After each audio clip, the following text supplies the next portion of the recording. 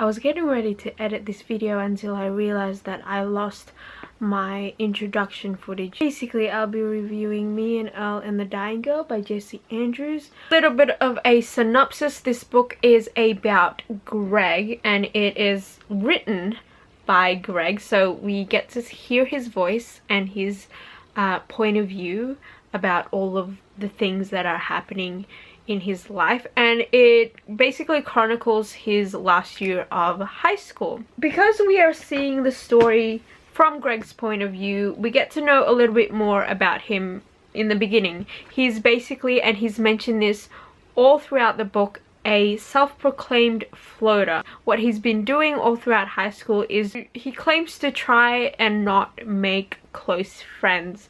He doesn't want to stick to one group, so what he does is he just kind of floats around his acquaintances with everyone, but he doesn't really have friends. And until one day his mum forces him to be friends and hang out with this one girl named Rachel, who is the dying girl on the cover.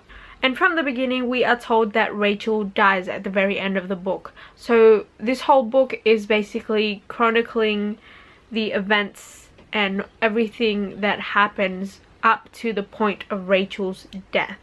But again, this is from Greg's point of view, so it's not really about Rachel, it's about him. Something I will say about this book before I start getting into the reviewing is, if you're going into this thinking that it's going to be like a sick book, you know, kind of like My Sister's Keeper or The Fault in Our Stars, it's definitely not, because we don't really focus on the dying girl too much, in my opinion anyway. Now, my general opinion about this book is that I really liked it. I really like what the author was trying to do in this book, because I think this is the first YA book I've read in a while, and I really like this one because it didn't feel like there was a formula to it. It didn't feel like there was him being stubborn and then him meeting a person who changes his life and then his point of view of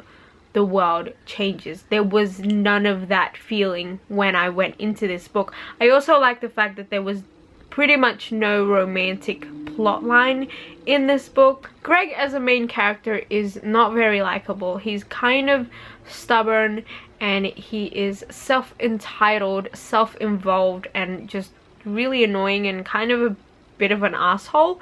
But I think that's mainly why I like this book so much, is because for an author to make a character so dislikable, I found myself really liking the book and really liking his voice. Not so much him as a character, but I like his voice and I like the things that he was saying in this book. He's a very cynical, pessimistic, know-it-all type character, but I found that it really worked with the things that he was talking about in this book, because he was basically observing everything in his voice and in his point of view, but at the same time you can kind of see the neutralness of whatever he's talking about. Does that make sense? I can't explain myself properly, but you can kind of see things both from his point of view but also from your own point of view, and in a somewhat objective way alongside his subjectivity. That made no sense, but I hope you guys get what I'm trying to say here. The other characters that we see a lot of is Earl, who is also in the cover. He is Greg's friend, even though Greg doesn't really like to call Earl his friend. He calls Earl his co-worker because they make movies together. I liked Earl a lot more than I liked Greg as a character, because I felt like he was the more expressive one of the two of them. He has very serious anger issues and he has a lot of things in his life to be angry about, and I like that. And I also like that he was progressive all throughout the novel, even though we didn't really see too much of him because we're so focused on Greg. The other one is, of course, Rachel, who is the dying girl. And for Rachel to be somewhat of the main subject in this book, I didn't feel like I knew her very well. And I think that was kind of the point of the author, is because we're seeing things from Greg's point of view. Greg only tells us what he notices, and he only tells us what he cares about. And although he is mentioning Earl and he is mentioning Rachel, we only get the glimpses that Greg bothers to tell us.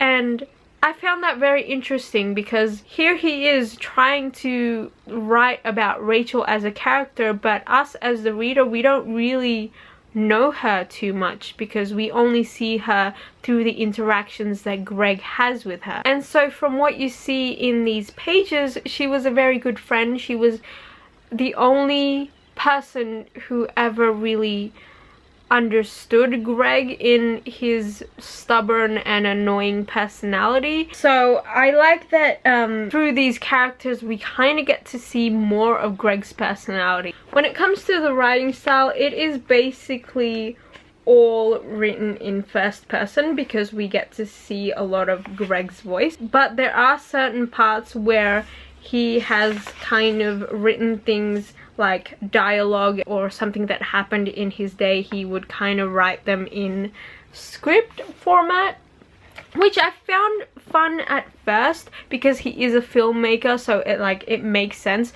But after a while I found it very gimmicky and just tiresome. Like, I felt like I didn't really need to read the script sections, just because I was like, well, I mean, it's not that important anyway. I think I also found it tiresome towards the middle, because I mistakenly watched the trailer for the movie adaptation before reading this book. And so I was going into this book looking forward to the main plot that I saw mentioned in the trailer. But that didn't happen until like the last quarter of the book, which is weird because I was so looking forward to it.